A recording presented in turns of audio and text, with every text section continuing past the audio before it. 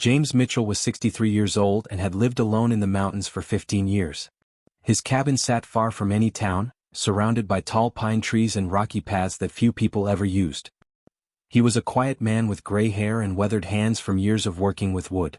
His wife had passed away long ago, and his son rarely visited anymore. So James spent his days reading, fixing things around the cabin, and sitting on his porch watching the world go by. The evening started like any other evening. James was sitting in his old rocking chair on the porch, drinking hot coffee and listening to the wind move through the trees. Dark clouds were gathering in the sky, and the air felt heavy and cold. He knew a storm was coming. These mountain storms came fast and hard, and James had learned long ago to be ready for them. He checked his supplies inside the cabin and made sure his fire was burning well. Then he returned to his chair to watch the rain begin.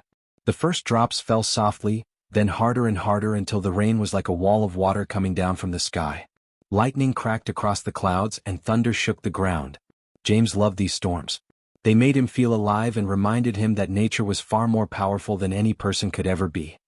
He sat and watched, completely focused on the wild dance of wind and water before him. Then he saw something move in the trees beyond his property. At first, James thought it was just a deer or perhaps a lost hiker seeking shelter. But as he stared through the rain, he realized that whatever was coming toward his cabin was not any animal he had ever seen before. It moved in a strange way, sometimes stumbling, sometimes falling to its knees, then struggling to stand again. The figure was tall and thin, with a shape that was almost human but wrong in ways James could not quite understand. As the figure got closer, James's mind struggled to understand what his eyes were seeing. The being was definitely not human. Its skin seemed to shine with a strange light, as if tiny stars were moving just beneath the surface. Long lines of bright color ran across its body like rivers of light. Its head was shaped differently from a human head, and its eyes were large and held an intelligence so deep and old that James felt small just looking at them. James should have been terrified. He should have run into his cabin and locked the doors. He should have grabbed something to protect himself. His mind told him to be afraid, to be cautious, to assume danger. But something else was stronger than fear. Something in the way the creature moved, something in how it kept falling and struggling to get up again, made James see not a threat but a being in pain and need of help. The alien collapsed right at the edge of James's porch. Its long body fell hard onto the wooden steps, and it lay there gasping for breath like a person who had been running for their life. Its bright skin was now darker in places, and James could see what looked like injuries along its sides. Whatever this being was, it had been hurt, and it had come to this remote place in the mountains to hide or to die. James sat in his chair for a long moment, his heart beating fast. He could feel fear moving through his body, but he could also feel something else. In all his years alone, James had learned to listen to his heart. His heart was telling him that this being was not evil or dangerous. His heart was telling him that this creature was simply afraid and hurt, just like James had been afraid and hurt when his wife died. He set down his coffee cup very carefully on the wooden arm of his chair. Then he stood up, his knees making small sounds as they bent, and he walked slowly toward the alien. The creature's eyes followed him, and James could see fear in those ancient eyes. He held up his hands to show he was not carrying any weapon, and he moved slowly and carefully, the way he might move near an injured animal that might run away. "It is okay," James said in a soft voice. "You are safe here. I will not hurt you." He did not know if the creature could understand his words. He did not know if it could hear or speak or think in any way that James could understand. But he kept talking in that soft, calm voice anyway, because sometimes words did not matter as much as the feeling behind them. Sometimes a person, or perhaps any being, could feel kindness in the tone of a voice even if they did not understand the meaning of the words. The alien's breathing began to slow down. Its large eyes continued to watch James as he approached. James knelt down carefully beside the creature, his old knees protesting the movement. Up close, the alien was even more strange and beautiful than James had thought. Its skin was like nothing on earth, smooth and hard like glass but warm when James carefully touched it. "Can you understand me?" James asked. A small device on the alien's wrist began to glow and make soft sounds, like tiny bells ringing far away. James did not know what this meant, but it seemed important. The alien raised one long thin arm and reached out toward James. Its fingers were long and had too many joints, but the movement was gentle and not threatening. James made a decision that would change everything. He helped the alien to sit up, and then he helped it stand on its shaky legs. The creature was much taller than James and very thin, and it seemed to need his support to stay balanced. Together they moved slowly toward the cabin door, leaving the rain and storm behind them. James could not know who this being was or where it had come from. He could not know that helping this exhausted stranger would eventually change the fate of an entire galaxy. He only knew that a living thing was hurt and needed help, and that was enough. That was everything. They stepped inside the warm cabin and James closed the door against the storm. The first morning after the alien arrived, James woke to find his guest sitting by the window watching the sunrise. The storm had passed during the night, and now soft golden light filled the cabin. The alien sat perfectly still, its crystalline skin catching the light and reflecting it in beautiful patterns across the walls. James realized that the creature had not slept at all. It had simply sat through the entire night, watching the world wake up. "Good morning," James said quietly, not wanting to startle it. "Did you sleep?" The device on the alien's wrist made soft chiming sounds. Then a calm, mechanical voice came from the device, speaking English words that sounded strange and formal. "Sleep. Yes. I understand this concept. I did not require it last night. I was observing." James smiled. At least the device could translate between them. "What is your name?" he asked. More chiming sounds followed. "I am called Kale. This is close to my true designation, but human sounds cannot make the full name. Kale is acceptable." "Well, Kale," James said, moving to the small kitchen area. "I am James. Would you like something to eat? I have soup from yesterday and fresh bread." For the next 7 days, something unexpected happened. James and Kale began to truly know each other. Each morning, James would wake and prepare food, and Kale would sit quietly, observing everything James did. The alien seemed fascinated by the simplest human activities. It watched James make coffee, light the fire, read his books, and cook meals. Each action seemed to interest Kale deeply, as if these ordinary things held some hidden meaning. On the second day, James carefully examined Kale's injuries.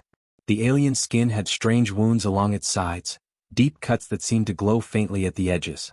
James cleaned these wounds gently with water and cloth, and Kale did not pull away. Instead, the alien seemed to relax under James's careful touch. This was when James first truly saw Kale as a person rather than as something alien and frightening. The creature felt pain just like James did. The creature needed care just like anyone did. "What happened to you?" James asked as he worked. "How did you get hurt?" Kale was silent for a long moment. Then the device spoke. "I was hunted. I came to this world to hide. To escape those who wish me harm." James did not ask more questions. He understood that some pain was too deep to talk about, especially to a stranger. Instead, he simply finished bandaging Kale's wounds and made a warm soup with vegetables and chicken broth. He watched as Kale tasted the soup, and he saw something like wonder cross the alien's face.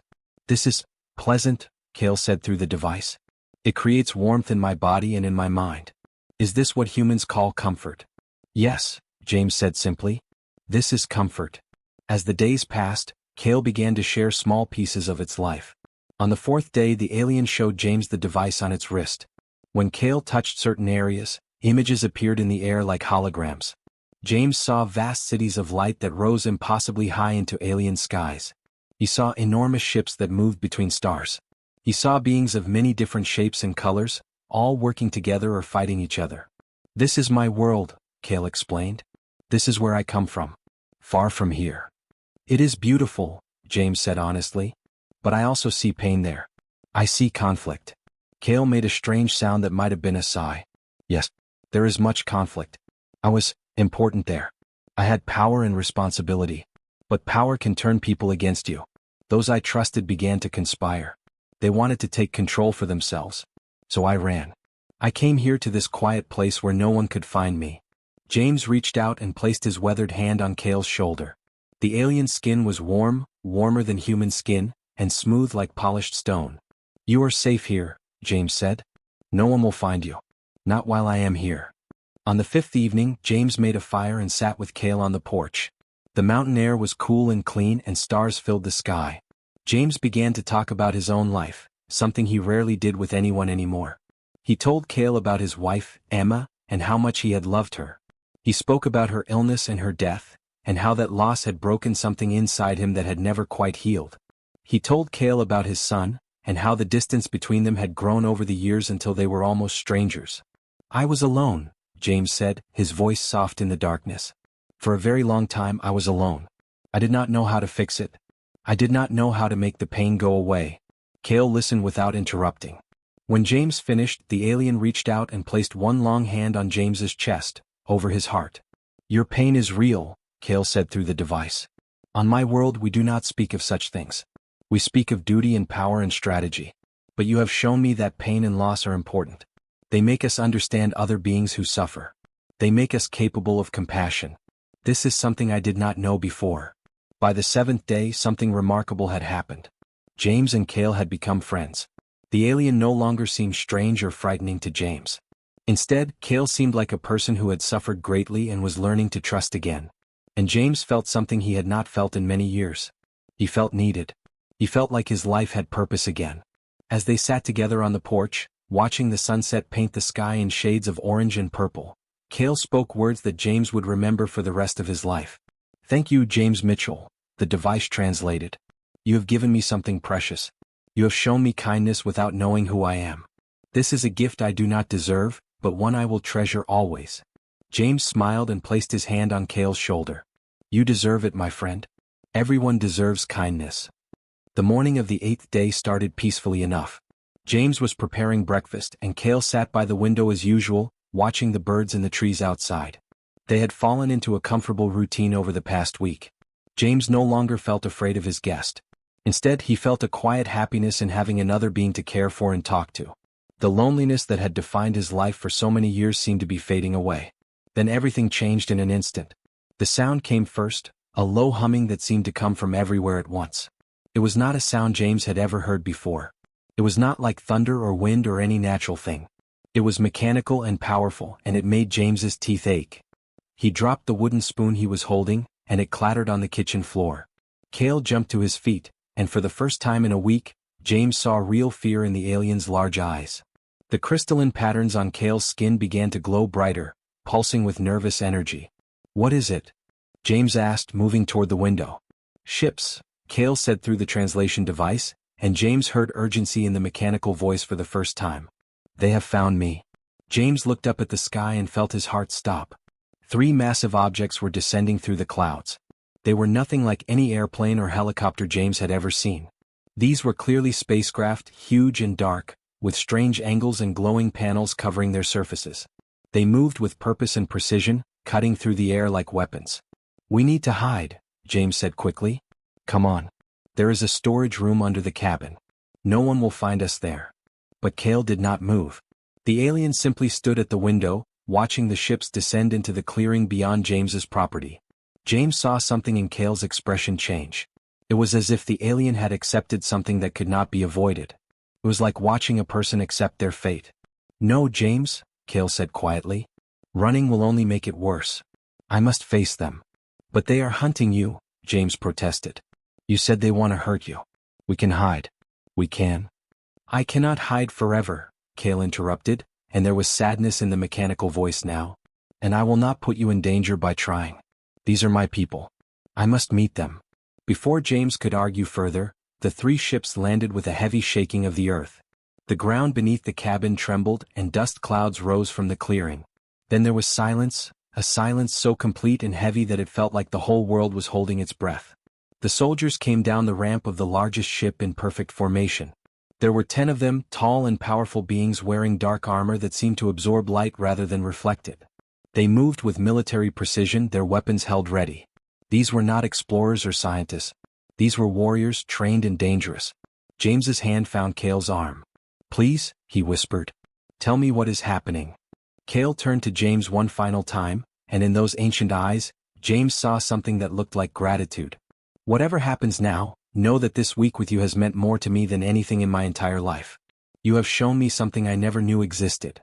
Then Kale walked toward the door and stepped outside to meet the soldiers. James followed, unable to stay behind. He stood on the porch and watched as Kale walked slowly toward the approaching warriors. The soldiers stopped when they saw Kale, and for a moment, nothing happened. Then, in perfect unison, every single soldier dropped to one knee. James did not understand what he was seeing. These powerful, armed beings, these creatures who had clearly come prepared for battle, were bowing. They were bowing to Kale. The lead soldier, a tall female warrior with bright blue markings on her armor, stood and walked toward Kale. Her movements were careful and respectful, nothing like the aggressive approach James had expected. "Supreme Commander," the soldier said, and her voice carried such weight and emotion that even James felt its power through the translation device she wore. "We have searched 3-star systems for you. The collective has fractured without your guidance. Faction leaders conspire for control and power. We feared you lost to us forever." James felt the ground shift beneath him. "Supreme Commander." These words hung in the air like a physical thing.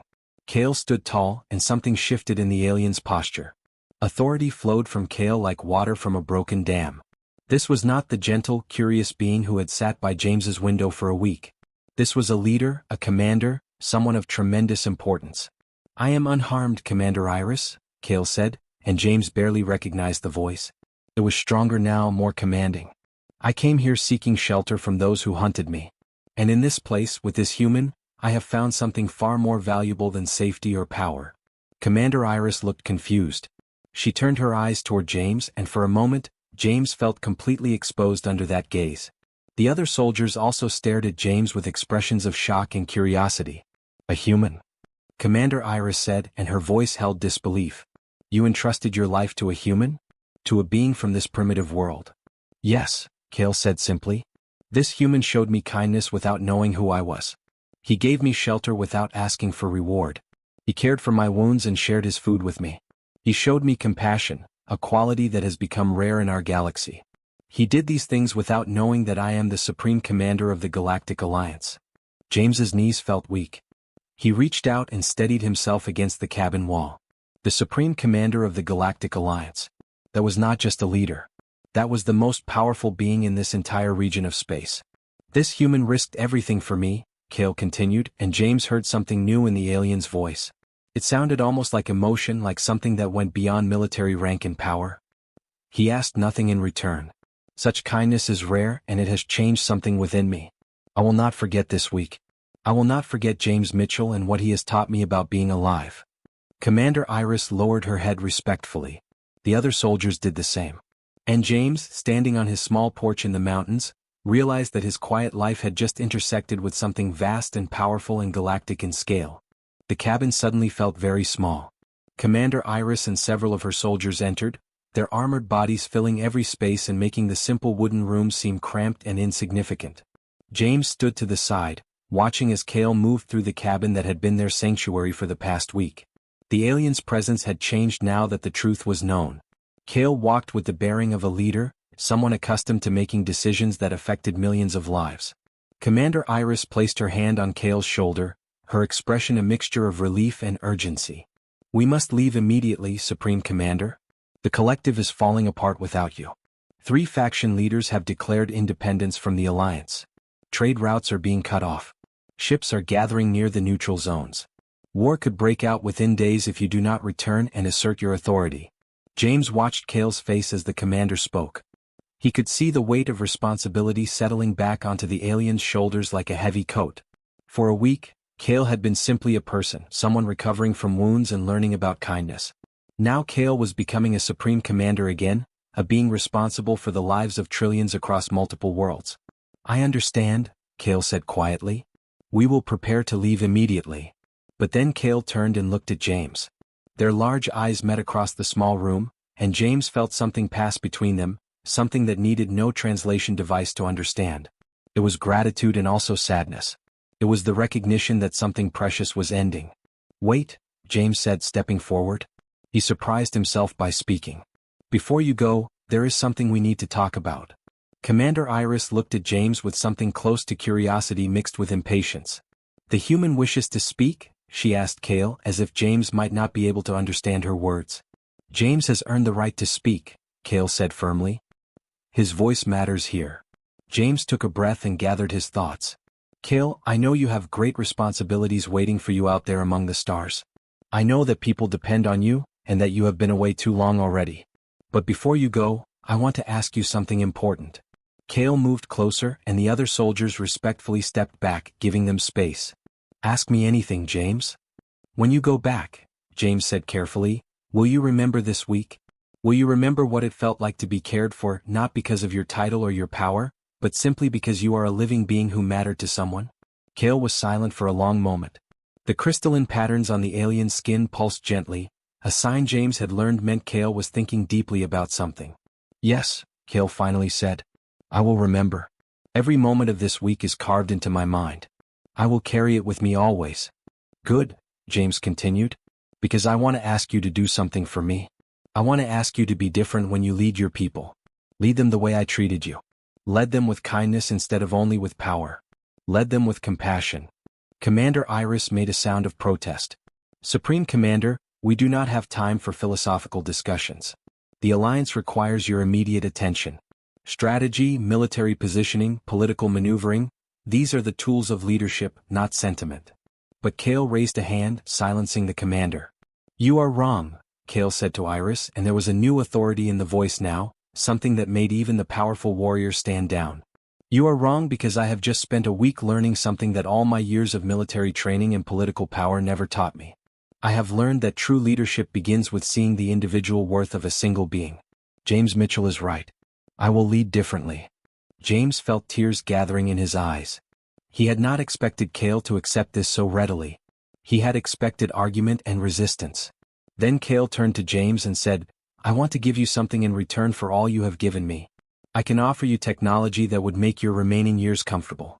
I can give you wealth beyond measure. I can grant you a position of honor among my people. I can offer you anything your heart desires. James shook his head gently. No, Kale. I do not want any of those things. I am an old man and I have learned that possessions and power do not bring happiness. I have been happier this past week with you here in my cabin than I have been in many years. That is enough for me. Then what do you want? Kale asked, and James heard genuine confusion in the mechanical voice. I want you to remember me, James said simply. I want you to think of this cabin and this week when you are making difficult decisions. I want you to lead with your heart, not just with your mind. That is all I ask. That is everything I ask. Kale moved forward and embraced James, their crystalline skin warm against James's weathered face. Commander Iris and her soldiers watched, and James could see surprise on their faces. Clearly, a supreme commander showing such emotion was not something they experienced often. I will remember, Kale whispered. And I will be different because of you. That is my promise to you, James Mitchell. As they prepared to leave, James walked Kale to the transport vehicle. Soldiers moved efficiently around them, loading supplies and preparing for departure. The other ships waited overhead, ready to leave this small planet and return to the vast conflicts of the galactic stage. At the edge of the clearing, Kale stopped and turned back one final time. When I face the challenges ahead, when I must make choices about war or peace, about justice or power, I will think of you. I will remember the kindness of a human who asked nothing but to be treated as worthy of care. That is all anyone needs, James said. To be seen. To matter. To be treated with kindness. Take that with you to the stars, Kale. That is your greatest weapon. Kale nodded, then turned and walked toward the transport. Within moments, the ships rose into the sky, leaving trails of light as they climbed toward the stars. James stood alone in his clearing once more, but he no longer felt lonely. He felt as though something within him had changed forever, as if his small life had somehow become part of something vast and meaningful. He returned to his cabin, to his rocking chair on the porch, and he waited to see what the universe would do next. 5 years passed quietly on the mountain where James Mitchell lived. The old carpenter continued his life much as he always had, fixing things, reading books, and sitting on his porch watching the world. But everything had changed in ways both visible and invisible. The cabin that had once been a place of solitude was now a place of historical importance, though James himself did not fully understand this. The first sign that things were different came about a year after Kale's departure. A small ship landed in the clearing, and from it emerged a single alien in formal robes of blue and silver. The being approached James's cabin respectfully and spoke through a translation device. James Mitchell, the alien said formally. I am Ambassador Thorne, sent by Supreme Commander Kale to inform you that the Galactic Alliance has established peaceful relations with Earth. Your world will no longer be isolated. We come to offer friendship and knowledge to your species. James had been shocked by this news. He had not realized that Kale had actually followed through on his promises so dramatically. But as months passed and more delegations arrived, James began to understand the scope of what had happened. Kale had fundamentally changed how the Galactic Alliance operated. The wars that Commander Iris had predicted never happened. Instead of military force, Kale had chosen negotiation. The faction leaders who had begun to rebel were brought to the table for discussion rather than confronted with weapons. Trade routes were reopened through agreement, not conquest. And slowly, the entire Galactic Alliance transformed from a military power into something different, something based on cooperation and mutual respect. James learned these things through visitors who came to his cabin. Scholars arrived to study him and record his story. Political leaders came to understand the philosophy that had changed a galaxy. News broadcasters tried to convince him to tell his story publicly. But James remained humble and quiet. He continued his simple life, growing vegetables in his garden, chopping wood, and reading by the fire. 3 years after Cale's departure, Earth officially joined the Galactic Alliance as a full member. The United Nations sent representatives to James's cabin to thank him personally. They explained that because of his kindness to Cale, all of humanity had been given a chance to grow and develop among the stars. They offered him positions of power and influence, but James refused them all politely. "I am just a carpenter," he told the representatives. "I am not a politician or a warrior. All I did was show kindness to someone who needed it. That is all any of us can do." Word spread throughout the galaxy about the human who had saved the Supreme Commander with nothing but compassion. James's name became known on worlds light years apart. Children in alien schools learned about the week when Cale rested on James's porch. Artists created paintings and sculptures inspired by the story. Musicians composed pieces that tried to capture the feeling of unexpected friendship between two beings from different worlds. But James remained in his cabin, unimpressed by his own fame. He continued to live simply and quietly, working with his hands and spending time in nature. He would sometimes smile at the thought that his quiet life had somehow changed the trajectory of an entire civilization. But mostly he just lived, day after day, grateful for the peace he had found. Then, on a spring morning much like the one 5 years earlier when Cale had left, James received a visitor. He was 70 years old now, his hair completely white, his face lined with age. He sat on his porch in his favorite rocking chair, watching birds in the trees, when a single ship descended through the clouds. Cale emerged from the vessel alone, and James could immediately see that the alien had changed. The crystalline patterns on Cale's skin now glowed with a deeper, more stable light. The being carried themselves with confidence, but it was a different kind of confidence than before. It was the confidence of someone who had found true purpose. "Hello, my friend," Cale said, walking up the porch steps. The translation device was no longer needed. Cale had learned to speak Earth languages perfectly. "Hello, Cale," James replied, his voice warm with genuine joy. "I was wondering if you would return." "I promised you I would remember," Cale said, sitting beside James in a simple wooden chair. "And I have remembered every single day. Every difficult decision I have made, every conflict I have prevented, every alliance I have built, I have thought of you in this cabin." "Tell me what happened," James said. "Tell me what you have done." So Cale spoke of the 5 years that had passed. The alien described how the reforms had spread through the entire Galactic Alliance. Conquest had been replaced with cooperation. Individual worth was now recognized as the foundation of all policy. Worlds that had been enemies for centuries had learned to work together. Resources were shared rather than fought over. Knowledge was exchanged freely between species. "But the most important thing I did," Cale continued, "was to establish the doctrine of individual dignity. Every being in the Alliance, regardless of their rank or species, is now guaranteed rights and protections. And do you know what the foundation of this doctrine is?" "Tell me," James said. "It is kindness," Cale said simply. "It is the principle that every being deserves to be treated with compassion. It is based on what you taught me during that 1 week in your cabin. Your kindness changed not just me, James. It changed billions of lives across thousands of worlds." James felt tears running down his weathered face. "I only did what seemed natural," he said softly. "I saw someone in pain and tried to help. That is all." "That is exactly why it was so powerful," Cale replied. "You did not do it for reward or recognition. You did it simply because it was the right thing to do. That is the truest form of leadership, James. That is what has transformed the galaxy." They sat together on the porch as the sun began to set, painting the sky in shades of orange and purple.